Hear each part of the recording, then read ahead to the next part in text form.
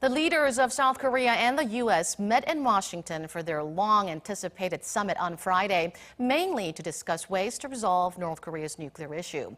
The two sides reconfirmed their ultimate goal, which is the final and complete denuclearization of the Korean Peninsula, while leaving the door for dialogue open to North Korea. President Moon also said he'll push for another inter-Korean summit soon, to which Mr. Trump said he wants to hear what North Korea says. For more analysis on Friday's summit, let's turn to Dr. Jung-yeop from the Sejong Institute, who now joins us in the studio. It's always good to have you with us. My pleasure. How do you assess the summit in general? Do you think many uncertainties have been clarified regarding North Korea's nuclear issue? I think to assess the outcome of the summit, we first need to have a criteria, what kind of criteria that we are going to apply to assess the summit this time. So if you expect that this summit is about to produce like detailed plan to have North Korea back to the negotiation table, then you might not be satisfied with the result. However, if the summit is in Korea's effort to maintain the process of this negotiation, I think that we can acknowledge that South Korea's effort is finally rewarded by the U.S. Confirmation that U.S. is also interested in the dialogue with North Korea. So I think, as President Trump mentioned, that this is a long-term process and it cannot be done overnight. So I think South Korea's effort to keep North Korea on the track of negotiation, so not deviate from the dialogue. So this is the part of a long-term process that South Korea is trying to keep North Korea on the track of negotiation with the international community. So we should look at it in the long term, and we should encourage North Korea to stay on track of dialogue. But there have been hopes that Presidents Moon and Trump may be able to reach a good enough deal to move things forward and break this nuclear deadlock. But not much has been announced on how South Korea and the U.S. specifically plan to denuclearize North Korea. Your thoughts on that? So there was the discussion among the public that so-called a good enough deal or any kind of early harvest should be discussed between two leaders to have North Korea back on the track of the negotiation. However, I think the South Korean government was prudent enough not to make it a bigger deal this time. And even when was asked about the question of what can be discussed this time between two presidents, the South Korean government did not really specify that good enough deal or early harvest would be discussed this time. It's only because that it's only 40 days have passed since Hanoi, and it's very difficult for us to expect that U.S. position on sanctions would be changed with just a short time span. So I think that South Korean government keep telling United States that some kind of incentive should be rewarded to North Korea if North Korea indeed did some meaningful measures for the denuclearization. However, South Korean government probably already know that it's difficult to persuade the U.S. position change in a certain way that North Korea is going to be rewarded with some kind of easing the sanctions or sanction lift. So I think that there was some expectations for that kind of discussions, but I think South Korean government was prudent enough not to make a bigger deal on those issues. So we shouldn't be too hasty, just wanting for big achievements, and we have to remind ourselves that it hasn't been that long since the fall of the Hanoi summit.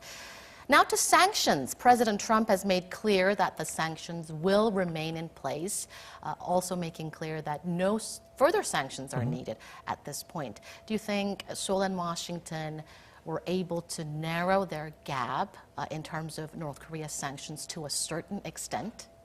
Maybe South Korean government still wanted to have some kind of sanction lifting to give some incentives to the North Korean government for their measures taken to the denuclearization. However, United States has been already known that they are very firm on their stance on keeping the sanctions intact, and it's mainly because that United States confirmed the effectiveness of the sanctions at Hanoi. So I think that United States is going to keep their position until the North Korea is coming back to the negotiation with meeting the demand proposed by the United States. So I think for the time being that the gap between the South Korea and the United States with regard to the easing the sanctions or sanction lifting could not be really narrowed down.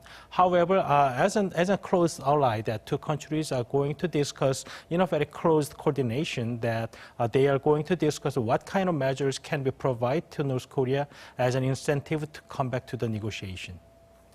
Now, speaking of sanctions, the toughest ever sanctions are still imposed on North Korea, and opinions still remain divided on whether the tough sanctions would speed up North Korea's denuclearization process or it would just worsen the current nuclear deadlock by heightening tensions. Your take?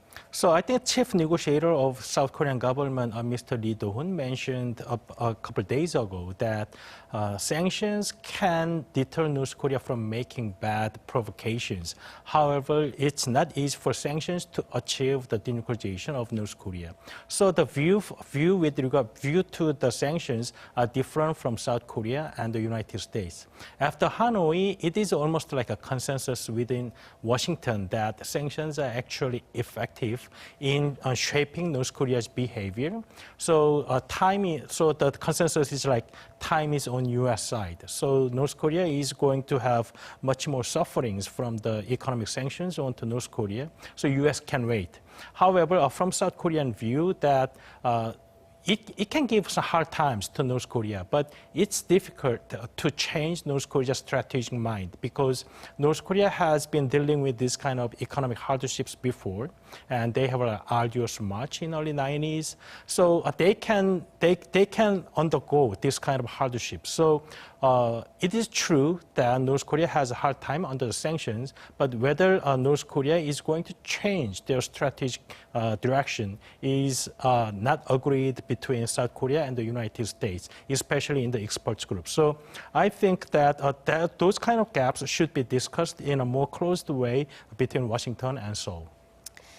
Now, President Moon also held talks with Pompeo, Bolton, and Pence, and these three officials are known for their hardline North Korea policy. Do you think President Moon was able to tilt their stance on North Korea over to a more favorable territory?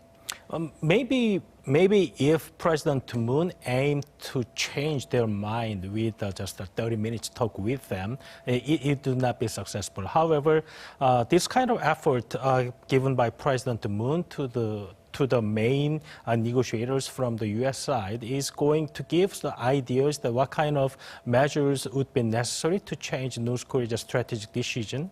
And since President Moon Jae-in is the only person that spent much longer time with Kim Jong-un for last 2 years, and the relationship between President Trump and Kim Jong-un is very much different from the relationship between President Moon and Kim Jong-un. So I think based on his experience with Kim Jong-un that there is much to tell from President Moon to the staff from the U.S. side that there are some measures can be taken from the U.S. side to have North Korea back to the negotiation and ultimately to achieve the denuclearization of North Korea. President Moon said he will push for another round of inter-Korean talks soon, while also inviting Mr. Trump to Seoul for talks, and the possibility of a trilateral summit among Seoul, Pyongyang, and Washington were also raised. What are your perspectives on these future summits? First, that three-way summit is, I think, a far-fetched idea at this juncture because there is not much things agreed upon between the United States and North Korea, and even there's a gap between South and North Korea. So it has been known, and the National Security Advisor, Mr. Jung-yeop, told the National Assembly the other day that South Korean government tried to reach out to North Korea, but there was no positive response from North Korea because that is why the South Korean government could not have interactions with North Korea before we had a summit last night. So I think that the situation has not changed much by the summit that we had last night because no incentives were discussed between two leaders of South Korea and the United States. So I think it's still very unlikely that North Korea is just coming back to the table and coming back to the table with the South Korea like in April or May. So I think that we still need some time to wait until North Korea makes some kind of decisions. I was just about to ask you that. Do you, because some reports are, many reports actually are suggesting that another round of inter-Korean talks may be possible sometime around April 27th, marking the exact 1 year since the first summit between President Moon and Kim Jong-un, but you don't think that will be likely? So logistically, it's still possible because it's just a couple hours away from Seoul to Pyongyang, right? However, it seems like that North Korea has not made up their mind yet after Hanoi. So North Korea has to review their decision-making process, what went wrong in Hanoi, and what should they do if they want to come back to the negotiation with the United States. And there's a discussion that Kim Jong-un is going to visit Russia, and the Chinese President Xi Jinping is going to visit Pyongyang.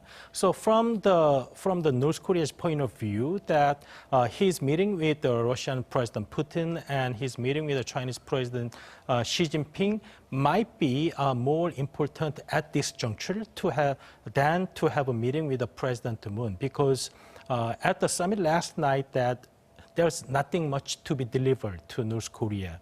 So I think that if North Korea fixed the time for the visiting Russia and fixed the date for the Chinese president's visit to Pyongyang, then we might have some clear view that whether North Korea is interested in having talks with the President Moon, whether in Panmunjom or somewhere else.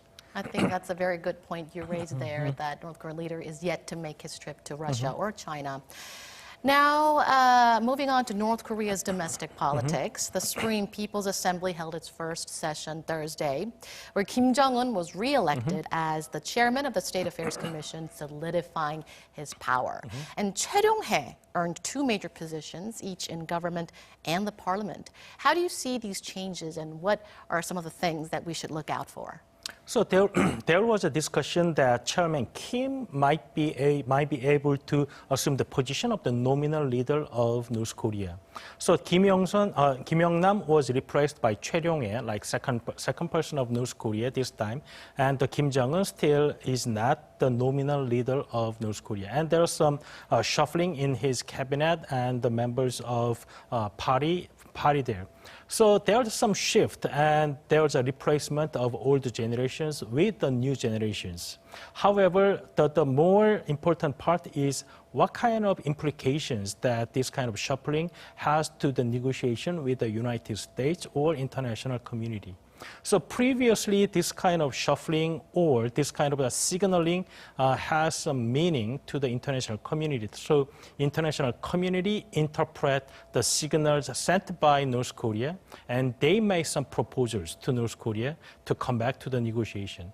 However, after Hanoi, U.S. position has been changed that USA is not going to respond this kind of signals.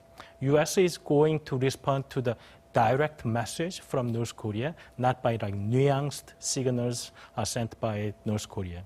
So if North Korea believes that their way of communication in the past, like signaling or nuance-based communication, is still working, then United States has different thoughts. So I think that if North Korea still believes that it works, then it might be a miscalculation from North Korean side. All right, Dr. Ru, thank you so much for your perspectives today. Thank you.